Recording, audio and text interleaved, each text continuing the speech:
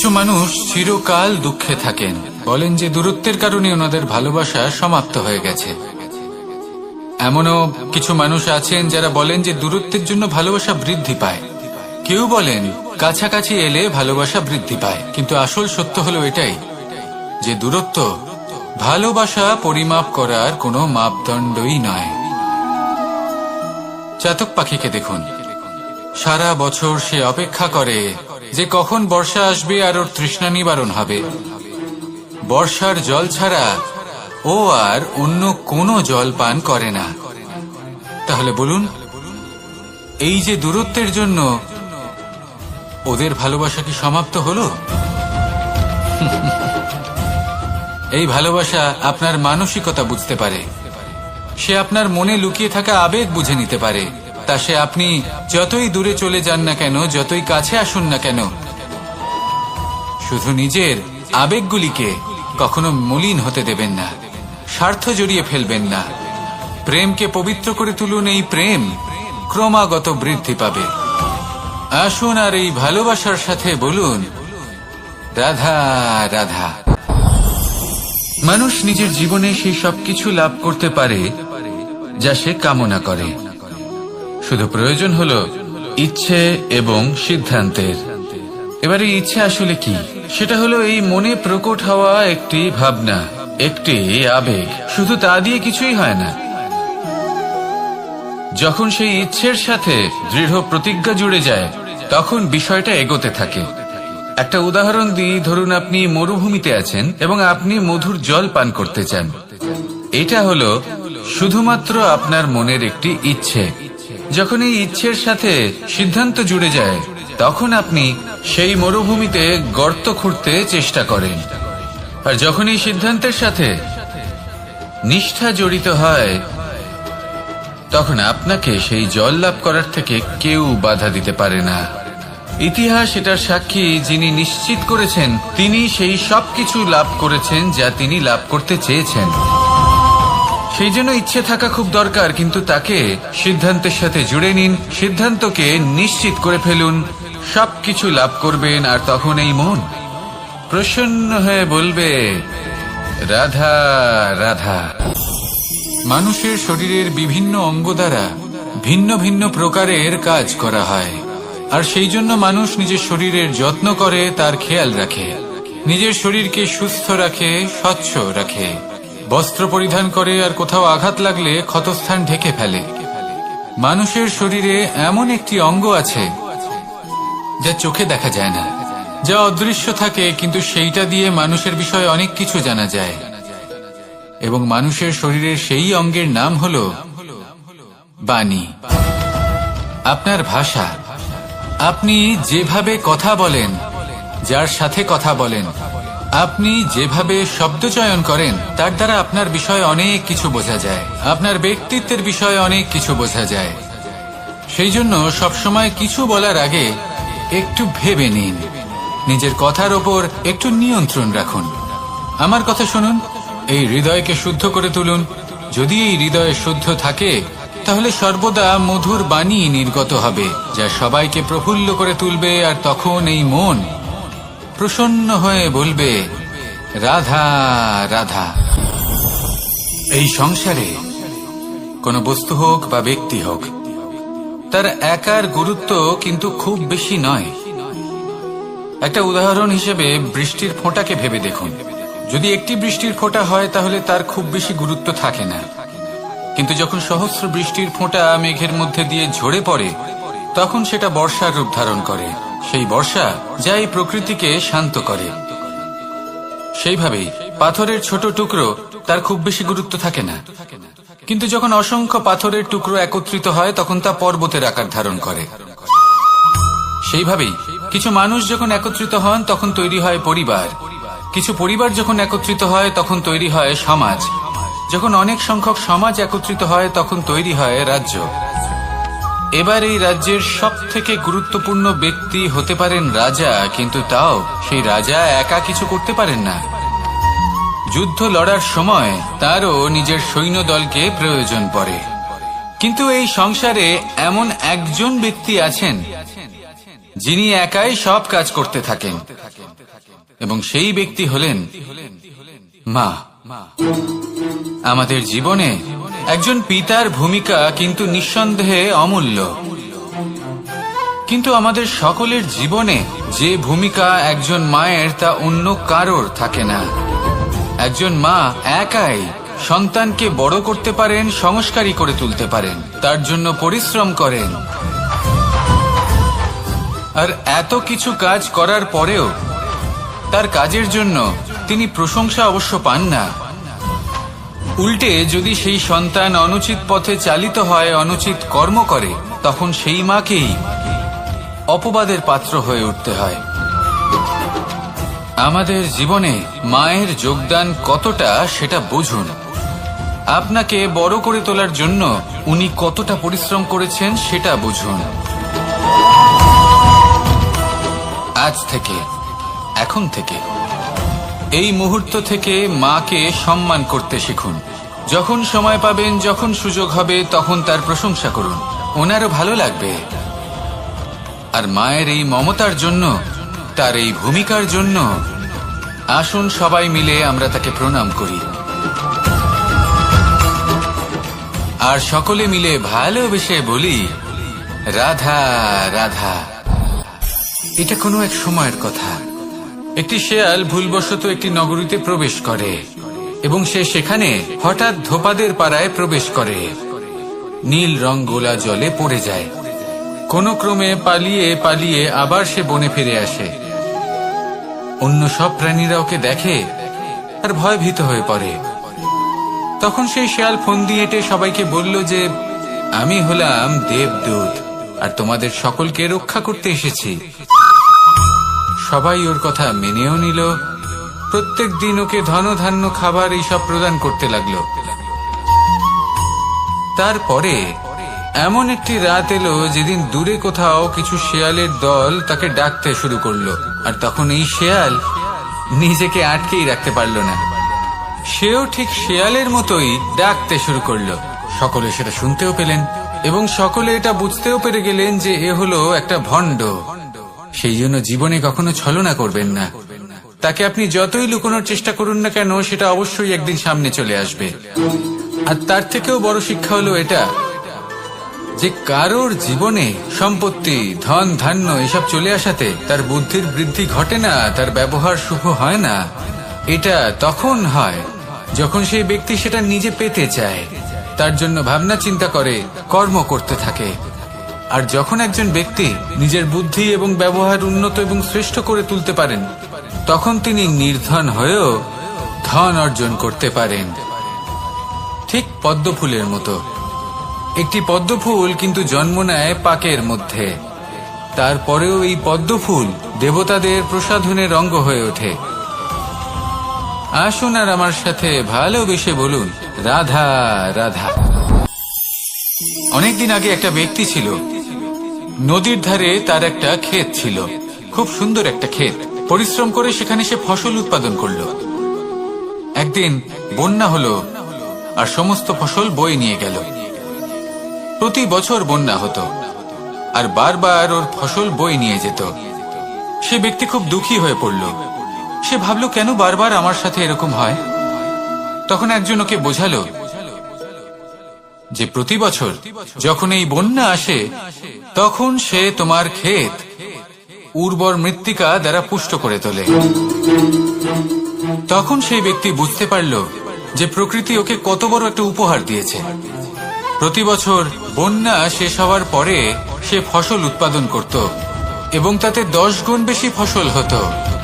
এই সংসারে যতক্ষণ না বৃষ্টির ফোঁটা মাটিতে পড়ছে, ফসল কিভাবে উৎপন্ন হবে? যতক্ষণ না এই সোনা তীব্র আগুনে উত্তপ্ত হচ্ছে, ততক্ষণ সে কুন্দন কি করে হয়ে উঠবে? সেইভাবেই যতক্ষণ না আপনি সমস্যার সম্মুখীন হচ্ছেন, জীবনে সামনে এগোবেন কিভাবে? তাই বিপদ হোক বা সমস্যা, তার সম্মুখীন হন, আর তাও ইতিবাচক মনোভাব নিয়ে। দেখবেন অবশেষে আপনি বিকাশের পথে অগ্রসর হয়েছেন। আসুন আমার সাথে ভালোবেসে বলুন, রাধা রাধা। মানুষ নিজের জীবনে অনেক বস্তু, অনেক ব্যক্তিকে অনাদর করে থাকে। ভাবে যে ওর কোনো মূল্যই নেই, এটা তো কোনো কাজেই লাগবে না। এবার ভাবুন যে আপনি কোনো পথে হাঁটছেন আর আপনার পায়ে একটা কাঁটা ফুটে গেল। তখন আপনি যাই করুন না কেন, তলোয়ার দিয়ে আপনি সেই কাঁটা বের করতে পারবেন না। তার জন্য আপনার দরকার পড়বে একটি সূচের। সেই জন্য এই সংসারে যে কেউই ছোট বা বড় হন না, সকলের নিজের মূল্য আছে। দেখুন, যদি কথা বলা হয় জল নিয়ে, জল যদি দূষিত হয় তাহলে তা আমরা গ্রহণ করতে পারবো না, পান করতে পারবো না। কিন্তু যদি হঠাৎ করে কোথাও আগুন লেগে যায়, সবকিছু ভস্ম হতে শুরু করে, তাহলে সেই জল কিন্তু সেই আগুন নিভিয়ে দিতে পারে। এই পুরো খেলাটাই হলো দৃষ্টিভঙ্গির, মানসিকতার। আপনার মানসিকতা যদি শুভ হয় তাহলে সেটাই শুভ সত্য হয়ে আপনার সামনে আসবে। এই সংসারে বস্তু হোক বা ব্যক্তি হোক, তাতে খুঁত ধরা বন্ধ করে দিন, আর তার কি কি গুণ রয়েছে সেটা খুঁজে বের করতে শুরু করুন। জীবন সরল হয়ে যাবে এবং এই মন প্রসন্ন হয়ে বলবে, রাধা রাধা।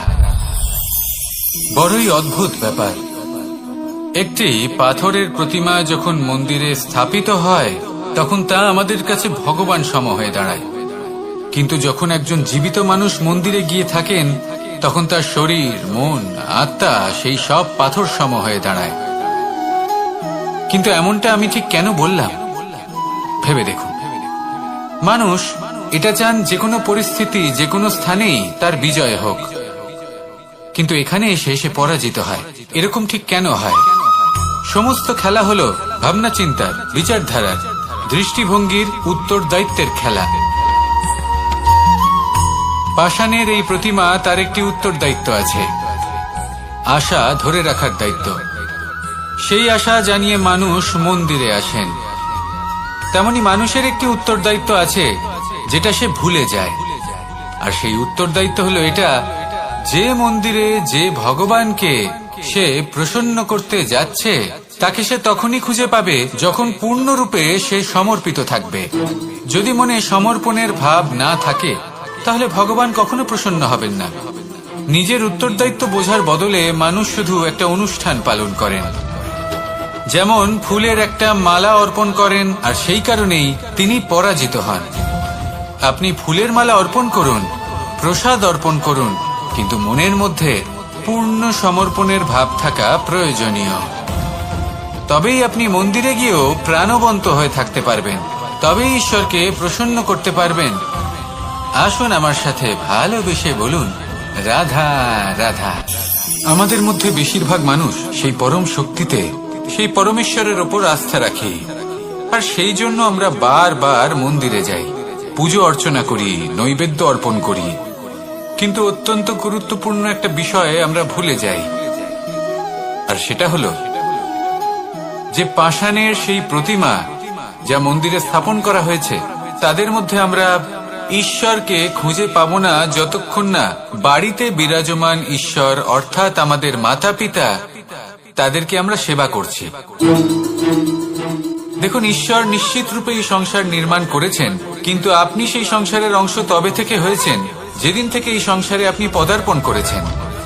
আর এই উত্তরদায়িত্ব পালন করেছেন কারা? আপনার মাতা পিতা। ঈশ্বর আছেন, এই ভাবনা আপনার মধ্যে জাগ্রত হয়েছে আপনার মাতা পিতার মাধ্যমে। সেই জন্য মন্দিরে গিয়ে আপনি যতই প্রসাদ বিতরণ করুন তার কোনোই অর্থ নেই যদি ঘরে বসে থাকা মাতা পিতা অভুক্ত থাকেন। মন্দিরে গিয়ে পরমেশ্বরকে প্রসন্ন করার পূর্বে ঘরে বিরাজমান ঈশ্বর মানে আপনার মাতা পিতা, তাদের সেবা করুন, তাদের প্রসন্ন করুন। ঈশ্বর নিজে থেকেই প্রসন্ন হয়ে যাবেন। আসুন আমার সাথে ভালোবেসে বলুন, রাধা রাধা। প্রেম আড়াই অক্ষর, মাত্র আড়াই অক্ষরের এই শব্দ প্রেম, এর মধ্যে ত্রিলোকের এবং সমগ্র ব্রহ্মাণ্ডের বীজ নিহিত আছে। এমন কি আছে যা এই প্রেম করতে পারে না? যেখানে শক্তি এবং বিদ্যা প্রয়োগ করে আপনি কিছুই করতে পারবেন না, সেটাও প্রেম দ্বারা অর্জন করা সম্ভব। প্রেম চাইলে পাথরেও ফুল ফোটাতে পারে। প্রেম চাইলে ন্যাড়া পাহাড়ের বুক চিরে নদীপথ তৈরি করতে পারে। চাইলে নিরক্ষর ব্যক্তিকে সংসারের শ্রেষ্ঠ জ্ঞানী করে তুলতে পারে। শুধুমাত্র এই প্রেমের জন্য সবার দুষ্টু কানাই ঘনশ্যাম হয়ে উঠেছিল। শুধুমাত্র এই প্রেমের টানেই ত্রিলোকের স্বামী দ্বারকাধীশ নির্ধন সুদামার পদসেবাও করেছিলেন। এই প্রেম হলো সংসারের সবথেকে বড় শক্তি। এই সংসারের আধার হলো প্রেম। এমন কিচ্ছু নেই যা এই প্রেমের পক্ষে সম্ভব নয়। যেখানে বিদ্যা এবং শক্তি সাহায্য করতে পারে না, সেখানে এই প্রেম আপনাকে জয়ী করে দিতে পারে। তাহলে আসুন আর আমার সাথে ভালোবেসে বলুন, রাধা রাধা। সমুদ্র মন্থনের সময় দুই ধরনের রত্ন লাভ করা হয়েছিল।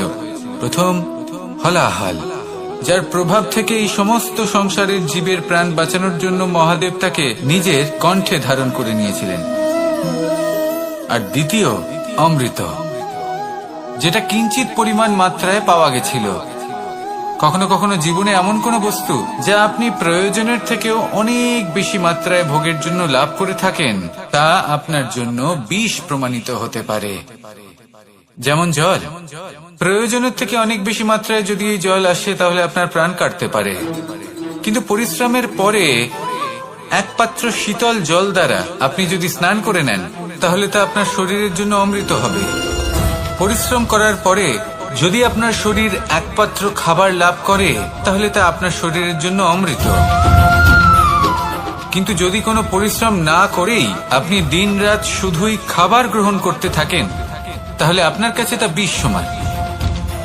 বিষ এবং অমৃত গ্রহণ করাটা আপনার উপরে নির্ভর করছে। কোনো বস্তু আপনার পক্ষে বিষও হতে পারে, আবার অমৃতও হতে পারে। নির্ভর করছে যে আপনি সেটা কিভাবে ব্যবহার করছেন, কতটা মাত্রায় ব্যবহার করছেন। আসুন আমার সাথে ভালোবেসে বলুন, রাধা রাধা। হয়তো আপনার মনে কখনো এই প্রশ্ন আসতে পারে যে ইমারত কেন নির্মাণ করা হয়, কেন উৎসব পালন করা হয়, কেন মানুষ নিজেদের জন্মদিন পালন করেন, কেন দোল, বিজয়া দশমী, রাখি, দীপাবলির মতো উৎসব পালন করা হয়। যদি এগুলো পালন না করা হয় তাতে কি যায় আসে? যদি এই দোল উৎসব পালন না করা হয়, তাহলে কি এই সংসার ভুলে যাবে যে নারায়ণের প্রতি ভক্তির কারণে ভক্ত প্রহ্লাদকে অগ্নি স্পর্শও করতে পারেনি? যদি বিজয়া দশমী পালন না করা হয়, তাহলে কি এই সংসার ভুলে যাবে যে এই দিনে শ্রীরাম রাবণকে বধ করেছিলেন? যদি আমরা দীপাবলির এই উৎসব পালন না করি, তাহলে কি এই সংসার এটা ভুলে যাবে যে অযোধ্যাতে অমাবস্যার এমন এক রাত এসেছিল যে রাত্রে অযোধ্যা পূর্ণিমার থেকে বেশি উজ্জ্বল হয়ে উঠেছিল? যদি এই রাখি উৎসব পালন না করা হয়, তাহলে কি এই সংসারের ভাই এবং বোনেরা একে অপরের প্রতি ভালোবাসা কি সেটা ভুলে যাবেন? বিষয়টা ভুলে যাওয়ার নয়, বিষয়টা হলো মনে রাখা। যখন জীবনে আমরা কোন একটা স্থানে পৌঁছই, উপলব্ধিগুলোর উৎসব পালন করি, যাতে সেই মুহূর্তে আমরা সকলের মধ্যে আনন্দ ছড়াই এবং মানুষ সেই মুহূর্তটা মনে রাখেন। এই স্মৃতিগুলোই মানুষের মধ্যে বিশ্বাসের জন্ম দেয়।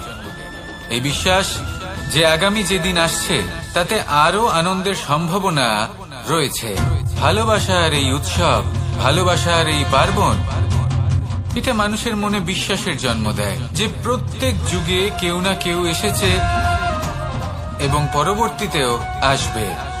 তাহলে আসুন আমরা ডুবে যাই আমার লীলার এই প্রেম যাত্রায় এবং ভালোবাসার এমন একটা উৎসব পালন করা যাক যা এই সংসার যুগ যুগ পর্যন্ত মনে রাখবে। তাহলে আসুন আর আমার সাথে ভালোবেসে বলুন, রাধা রাধা। প্রেমের পরিভাষা আসলে কি? ভিন্ন ভিন্ন ধরনের ব্যক্তি, ভিন্ন ভিন্ন ধরনের প্রেমী আলোচক বিভিন্ন ধরনের পরিভাষা প্রদান করেন এই প্রেম নিয়ে। কিন্তু প্রত্যেকের মনেই কখনো কখনো এই প্রশ্ন এসেছে, এই ভালোবাসা আসলে কি? নিজের প্রিয়তমকে জয় করাই কি প্রেম? চার হাত এক হয়ে যাবার নামই কি প্রেম? নিজের আবেগ ব্যক্ত করাই কি ভালোবাসা? না, প্রেমের অর্থ কাউকে লাভ করা নয়, বরং তার মাঝে বিলীন হয়ে যাওয়া। যদি কারোর হাত ধরে থাকি, তাহলে আজীবন তার সাথে পথ চলা হলো প্রেম। প্রেম শুধুমাত্র সেটা নয় যা প্রেমী আর প্রেমিকার কেশদামে মালা বেঁধে দেয়। মাতা পিতার জন্য দিনরাত পরিশ্রম করা, নিজের পরিবারের জন্য দিনরাত পরিশ্রম করা, সেটাও প্রেম। নিজের বন্ধুদের জন্য, আপনজনের জন্য সবকিছু উজাড় করে দেওয়ার নাম হলো ভালোবাসা। নিজের মাতৃভূমির জন্য সাহসের সাথে লড়াই করা এবং আনন্দে নিজের জীবন ত্যাগ করে দেওয়াও কিন্তু প্রেমের নামান্তর। সেই জন্য যারা বুদ্ধিমান ব্যক্তি তারা কখনো প্রেমের পরিভাষা খুঁজতে চান না, কারণ তারা জানেন যে এই প্রেম কতটা বিশাল। তারা জানেন যে এই প্রেম হলো এক বিশাল সাগর, যাকে নিজের মুঠোয় ধরে রাখা যায় না। সেই জন্য এই প্রেমের সাগরে ডুবে যান এবং সকলকে ভালোবাসতে শিখুন। যদি সবাইকে ভালোবাসতে পারেন তাহলে তাদেরও কল্যাণ হবে যারা আপনাকে ভালোবাসে, তাদেরও কল্যাণ হবে যাদেরকে আপনি ভালোবাসেন, আর আপনারও কল্যাণ হবে। আর তখন এই মন ভালোবেসে বলবে, রাধা রাধা। কখনো কখনো আমরা খুব ব্যথিত হয়ে পড়ি। আমরা নিজেদের পরিবারের জন্য এত কিছু করি আর তারা আমাদের দেখলেই ভয়ভীত হয়ে পড়ে, আমাদের দেখলে বিরক্ত হয়। কখনো নিজেদের সন্তানকে বিকাশের পথে অগ্রসর করার জন্য আমরা তাদের উপর একটু জোর দিই যাতে তারা পরিশ্রম করে, কিন্তু সেই সন্তান আমাদের উপর বিরক্ত হয়ে পড়ে। কখনো সন্তানকে সঠিক শিক্ষা দেওয়ার জন্য আমরা তাদের কিছু সীমা নির্ধারিত করি, তখন সেই সন্তানের চোখে নিজেদের জন্য আমরা ঘৃণা দেখতে পাই। মানুষ কেন ব্যথিত হবে না? দেখুন, যখন সূচের দ্বারা আপনি বস্ত্র সেলাই করেন তখন সূচের আঘাত সেই বস্তুকে সহ্য করতে হয়, কিন্তু তাতে সেই সূচ বা আপনার উদ্দেশ্যে কোনো প্রভাব পড়া উচিত নয়, কারণ আপনি তো আপনার কর্ম করছেন, আর তাও পূর্ণ নিষ্ঠা ভরে, এবং অবশেষে আপনার উদ্দেশ্য শুভ প্রমাণিত হবে। তাই কেউ বিরক্ত হচ্ছে বলে বা কারোর চোখে নিজের প্রতি ঘৃণা দেখার ভয় কখনো পিছিয়ে যাবেন না। কষ্ট না করে বিকাশ সম্ভব নয়। কর্ম করতে থাকুন, সবকিছু শুভ হবে। আসুন আমার সাথে ভালোবেসে বলুন, রাধা রাধা। মাতা পিতার মনে সবসময় এই বাসনা বাস করে যে ওনাদের সন্তানের যেন মঙ্গল হয়। নিজের সন্তানকে সেই সবকিছু দেবার সবসময় চেষ্টা করতে থাকেন যেগুলো তারা নিজেরা নিজেদের জীবনে কখনো পেতে পারেননি, এবং এই প্রক্রিয়ায় সব থেকে গুরুত্বপূর্ণ বিষয়টি ভুলে যান, নিজের সন্তানকে সেই জিনিস দেওয়া যেটা উনি সব থেকে আগে পেয়েছেন। আমি ধনের কথা বলছি না, আমি বলতে চাইছি নিজের অভিজ্ঞতা দ্বারা ওনারা যে মানসিক স্থিতি লাভ করেছেন, ওনারা যে মর্যাদা লাভ করেছেন, যে শিক্ষা ওনারা লাভ করেছেন, সবার আগে নিজের সন্তানকে সেটা দেওয়া প্রয়োজন। সেটা যদি নিজের সন্তানকে দিতে পারেন তাহলে এই সন্তান জীবনে তার পথে এগোতেও পারবে, ধন অর্জন করতে পারবে এবং শক্তিশালী অনুভবও করতে পারবে। সেই জন্য সন্তানকে সবার আগে সেটা দান করুন যেটা সব থেকে বেশি মূল্যবান। সেটা দিন যেটা আপনি সবার আগে লাভ করেছেন। আসুন আমার সাথে ভালোবেসে বলুন, রাধা রাধা। ধন, সম্পদ, ঐশ্বর্য, মানুষ হয় নিজের সৌভাগ্যের দ্বারা এগুলো লাভ করে থাকেন বা কর্মের দ্বারা। সৌভাগ্য আসলে কি? গ্রহের দশা যা প্রত্যেক মুহূর্তে বদলাতে থাকে। কর্মের মাধ্যমে যখন আপনি ধন অর্জন করেন তখন সেই ধন আপনার আগামী প্রজন্ম লাভ করে। সেটা হয় সে ভোগ করে বা তার জন্য তার ভোগান্তি হয়, আর এটা নির্ভর করছে আপনার কর্মের ওপরে। কি কর্ম করেছেন আপনি সেই ধনকে লাভ করার জন্য? যদি আপনি সৎ পথে চলেন, নিষ্ঠা ভরে আপনি কর্ম করে থাকেন এবং তার ফলে আপনি ধন অর্জন করে থাকেন, তাহলে আপনার আগামী প্রজন্ম সেটা ভোগ করবে, সেটা প্রয়োগ করবে নিজের বিকাশের জন্য। কিন্তু যদি আপনি কুকর্ম করে থাকেন, কোন রকম ছলনা করে থাকেন এই ধন লাভ করার জন্য, তাহলে 100% আপনার আগামী প্রজন্মকে এর জন্য ভুগতেই হবে। তাহলে আপনি কি চাইবেন? যে আপনার আগামী প্রজন্ম সুখ ভোগ করবে নাকি আপনার কুকর্মের পরিণাম ভোগ করবে? নির্বাচন আপনারই। আসুন আমার সাথে ভালোবেসে বলুন, রাধা রাধা। কর্ণ, সূর্যপুত্র কর্ণ, স্বয়ং সূর্যের পুত্র, দেবী কুন্তির প্রথম পুত্র। সেই কর্ণ যার একটি বাণ আমার রথকে, সেই রথ যার ওপর মহাবলী অর্জুন বিরাজমান ছিলেন, যার পতাকায় স্বয়ং হনুমান ছিলেন, সেই রথকে তার একটি বাণ ধসিয়ে দিতে পেরেছিল। দৈব কবচ কুণ্ডলধারী কর্ণ, সেই কর্ণ যুদ্ধক্ষেত্রে নিজের সমাপ্তির সম্মুখীন হলেন। কারণ কি ছিল? নির্বাচন। দুর্যোধনের সাথে বন্ধুত্ব রাখার জন্য তার অনুচিত কর্মে কোনোদিন কোনো প্রতিবাদ করেননি, তাকে সঙ্গ দিয়েছেন এই নির্বাচন। যখন দ্রৌপদীর বস্ত্রহরণ হচ্ছিল, তখন তাকে বাধা দেওয়ার বদলে নীরব থাকার নির্বাচন, তার বিরোধিতা কখনো না করার নির্বাচন, এই নির্বাচনই কারণ হয়ে দাঁড়ালো কর্ণের পতনে। এই সংসারে সবার উপকার আপনি স্বীকার করতে পারেন, তাকে সম্মানও করতে পারেন, কিন্তু তার সামনে এতটাও নত হবেন না যে নিজের অন্তর্মনের কথাটা আপনি শুনতে না পান। নির্বাচন যদি ধর্মসঙ্গত হয় তবেই তা শুভ হয়। আসুন আমার সাথে ভালোবেসে বলুন, রাধা রাধা। ভীষ্ম একটা মহান নাম, দেবী গঙ্গার সুপুত্র। স্বয়ং বৃহস্পতি এবং পরশুরাম ছিলেন ওনার শিক্ষাগুরু। অত্যন্ত মহান যোদ্ধা ছিলেন, কিন্তু এই মহান যোদ্ধা ইনি ইতিহাসে আজ পর্যন্ত সেই সম্মান পেলেন না যার উনি যোগ্য ছিলেন। কারণ নির্বাচন। রাজ সিংহাসনের সেবা করার প্রতিজ্ঞা নিয়েছিলেন উনি। এবার রাজ সিংহাসনে যেই বসুক না কেন তার সেবা করা, তার প্রত্যেক আদেশ পালন করা, এটাই ছিল ওনার প্রতিজ্ঞা। তা সেই ব্যক্তি উচিত হোক বা অনুচিত, সে উচিত পথে চলুক বা অনুচিত পথে চলুক, সুপাত্র হোক বা কুপাত্র, উনি তার সেবা করতে থাকলেন, তার প্রত্যেক আদেশ পালন করতে থাকলেন, নিজের প্রতিজ্ঞা পালন করতে থাকলেন। ধৃতরাষ্ট্র নেত্রহীন অবশ্যই ছিলেন, কিন্তু এতটাও নেত্রহীন ছিলেন না যে উনি প্রজাদের চোখের জল, ধর্ম অধর্ম দেখতে পাবেন না। উনি সব বুঝতে পারতেন। আর এদিকে ভীষ্ম নিজে প্রতিজ্ঞাবদ্ধ হয়েছিলেন। দুর্যোধন অনুচিত পথে চালিত হচ্ছিল, তাও উনি তাকে সঙ্গ দিতে থাকলেন। আর পরিণামস্বরূপ আজ পর্যন্ত ইতিহাসে উনি সেই স্থান পেলেন না, সেই সম্মান পেলেন না যার যোগ্য উনি ছিলেন।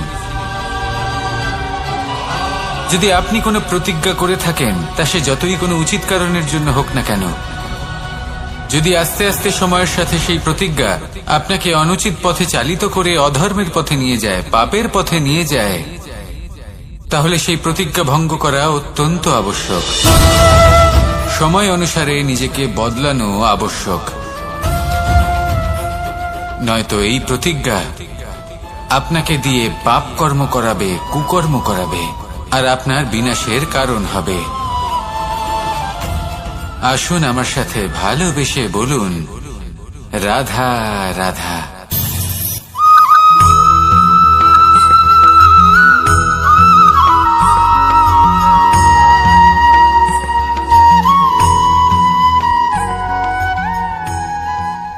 শব্দ।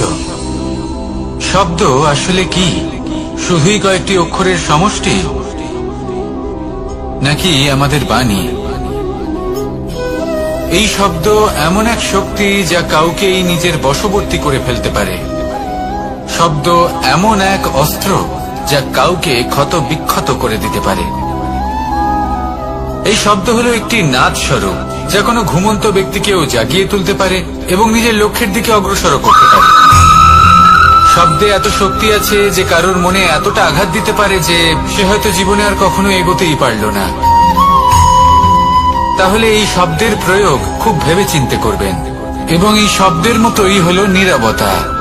অনেক সময় এই নীরবতা আমাদের সহায়ক হয়ে ওঠে, অনেক সময় এটা আমাদের অনুশোচনাকে অনেক বেশি বাড়িয়ে তুলতে পারে। ভীষ্ম পিতামহ, অঙ্গরাজ কর্ণ যখন দ্রৌপদীর বস্ত্রহরণ হচ্ছিল তখন এনারা নীরব ছিলেন, দুর্যোধনের বিরোধিতা করেননি, ওকে বাধা দেননি। আর তারপর কি হলো সেটা আপনারা সকলে জানেন। দেখতে গেলে নীরবতা চুপ করে থাকা, কিন্তু যদি কোনো দুষ্টের সামনে চুপ করে থাকেন, যদি তার বিরোধিতা না করতে পারেন, তাহলে এই নীরবতাই অনেক বড় পাপের আকার ধারণ করে। মনে রাখবেন আর আমার সাথে ভালোবেসে বলবেন, রাধা রাধা। আভূষণ, কার না ভালো লাগে এই আভূষণ? আমরা পরিশ্রম করি, ধন অর্জন করি, আর আভূষণ কিনে থাকি, কখনো নিজের জন্য, কখনো বা তাদের জন্য যাকে আমরা ভালোবাসি, বা তাদের জন্য যাকে আমরা সম্মান করি। হয়তো সেই জন্যই সীতা চূড়ামণি ধারণ করেছিলেন এবং আমি সামন্তকমণি। কিন্তু এটাই কি সেই প্রকৃত আভূষণ যা আপনার মূল্য বৃদ্ধি করে? না। শ্রীরামের আভূষণ হলো ওনার নম্র ভদ্র ব্যবহার। মাতা সীতার আভূষণ হলো ওনার সততা, ওনার নিষ্ঠা, ওনার ত্যাগ। অর্জুনের আভূষণ ছিল ওনার একাগ্রতা। রাধার আভূষণ ওনার প্রেম। এই আভূষণ কোথাও নেই, আপনার মনে আছে। যদি আপনার মনে মিষ্টতা থাকে, তা শান্ত হয়, তাতে সততা থাকে, নিষ্ঠা থাকে এবং প্রেম থাকে, তাহলে আপনার অন্য আর কোনো আভূষণের কোনো প্রয়োজন নেই। আপনি যতই ভিড়ের মাঝে থাকুন, আপনার ঔজ্জ্বল্য চোখে পড়বে। আসুন আর আমার সাথে ভালোবেসে বলুন, রাধা রাধা। এই সংসারের সবথেকে বড় সত্যি হলো জন্ম এবং মৃত্যু, কিন্তু আরো বড় একটা সত্য আছে, মিত্র এবং শত্রু, যা আমাদের সকলের জীবনে থাকে। মিত্র সে যে আমাদের সঙ্গ দেয় এবং সংসারের সবথেকে উঁচু শিখরে আমাদের নিয়ে যায়, এবং শত্রু সে যে যে কোনো মুহূর্তে যে কোনো শিখর থেকে আমাদের নিচে ফেলে দিতে পারে। এবার বিচিত্র ব্যাপার হলো এটাই যে আমরা নিজেরাই এদের সাথে নিয়ে চলি, নিজেরাই এদের পালন করি।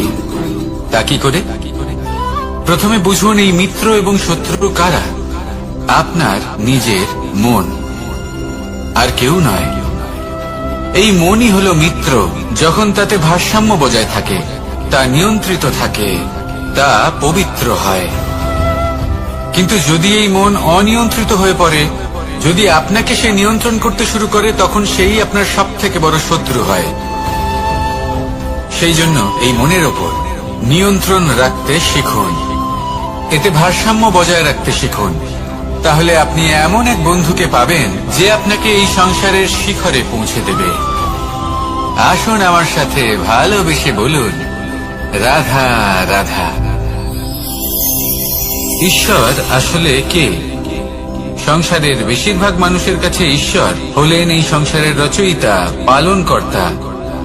কারোর কাছে উনি জ্ঞাতা, কারোর কাছে উনি হলেন আস্থার প্রতীক, আবার কারোর জন্য শুধুমাত্র অন্ধবিশ্বাস। কিন্তু এই ঈশ্বর কি কোনো শরীর, নাকি একটা বোধ, নাকি শুধুই শ্রদ্ধা? ঈশ্বর হলেন তিনি যিনি হলেন আপনার ইষ্ট। সেই জন্যই তো গুরু, মাতা, পিতা এনাদেরও ঈশ্বরই বলা হয়েছে। যাদেরকে আমরা ঈশ্বর বলে মনে করি, যারা আমাদের ইষ্ট, তারা আমাদের একটি পথ দেখান, একটি দিকে চালিত করেন। সেই পথে চলে আপনি শুভ কর্ম করতে পারেন। আর যখন কোনো ব্যক্তি তার ঈশ্বরের আদেশ পালন করেন, তখন সে নিজে থেকেই শুভ পথে অগ্রসর হয়ে যান। বেশ কয়েকজন মানুষ ঈশ্বরের ওপর আস্থা রাখেন এবং ভাবেন যে অনুচিত কোনো কাজ করা উচিত নয়, ঈশ্বর দেখছেন। ওনারা ভয় পান যে কোনো অনুচিত কর্ম করলে কে জানে তার পরিণাম কি হবে। এমন অনেক ব্যক্তি রয়েছেন যারা ঈশ্বরকে বিশ্বাস করেন এবং জানেন যে ঈশ্বর তাদেরকে দেখছেন, তাই যে যে শুভ কর্ম ওনারা করেছেন তার ফল তারা অবশ্যই পাবেন।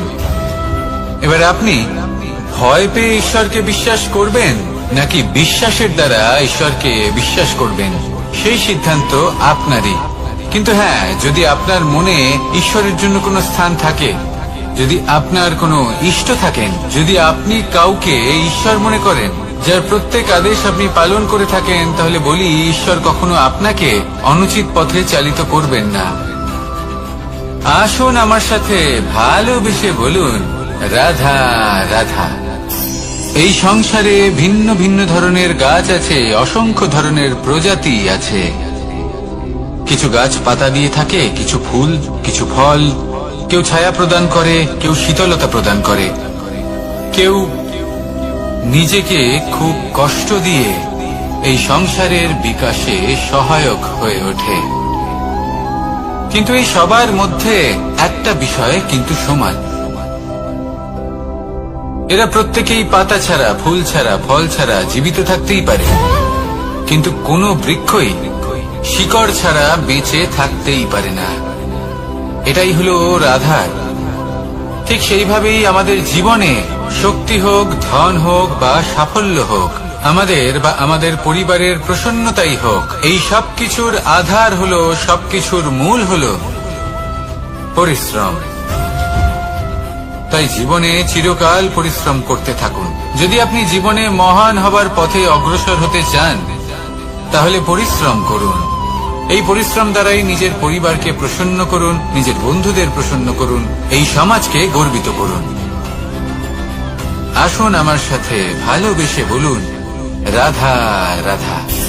এই সংসারের সব থেকে বড় রোগ কোনটা? কেউ বলবে মানসিক রোগ, কেউ বলবে সেই রোগ যা সর্পদংশনের ফলে হয়ে থাকে। এই সংসারে ভিন্ন ভিন্ন ধরনের রোগ আছে এবং তার সাথে ভিন্ন ভিন্ন ধরনের যন্ত্রণাও রয়েছে। এমন একটা রোগ আছে যা চোখে দেখা যায় না, যা আপনার শরীরে কোনো দাগ রেখে যায় না, কিন্তু আপনার আত্মাকে পর্যন্ত ক্ষত বিক্ষত করে, অসুস্থ করে তোলে, বিনাশ করে দেয় আপনাকে এবং তার সাথে আপনার আত্মাকে। এই অসুখের নাম হলো লালসা। লালসা, যে কর্ম সাধন করেছেন তার থেকে বেশি ফল লাভ করার আশা। লালসা, যা আজ আছে তার থেকে অনেক বেশি লাভ করার ইচ্ছে। এই ইচ্ছে এই সংসারে সবার থেকে এগিয়ে থাকার আপনাকে প্রেরণা যোগাবে, কিন্তু তার জন্য আপনাকে অপরাধযোগ্য কাজ করতে উৎসাহিত করবে। আপনার বন্ধু, আপনার আত্মীয়, আপনার পরিবার, এই সবার থেকে আপনি কখন দূরে চলে যাবেন আপনি বুঝতেই পারবেন না। উচিত অনুচিত কোনটা, ধর্ম অধর্ম কোনটা, সব ভুলে যাবেন আপনি। সেজন্য মনে রাখবেন, নিজের জীবনে যদি আপনি লালসার থেকে নিজেকে দূরে রাখতে পারেন, তাহলে এর অর্থ হলো যে আপনি এই সংসারের সব থেকে বড় অসুখের ওপর বিজয় লাভ করেছেন। আসুন আমার সাথে ভালোবেসে বলুন, রাধা রাধা। এই সাগর কত বিশাল আকার, কখনো শান্ত কখনো উত্তাল, কিন্তু এই সাগরকে এত মহান কে করে তুলল? জল।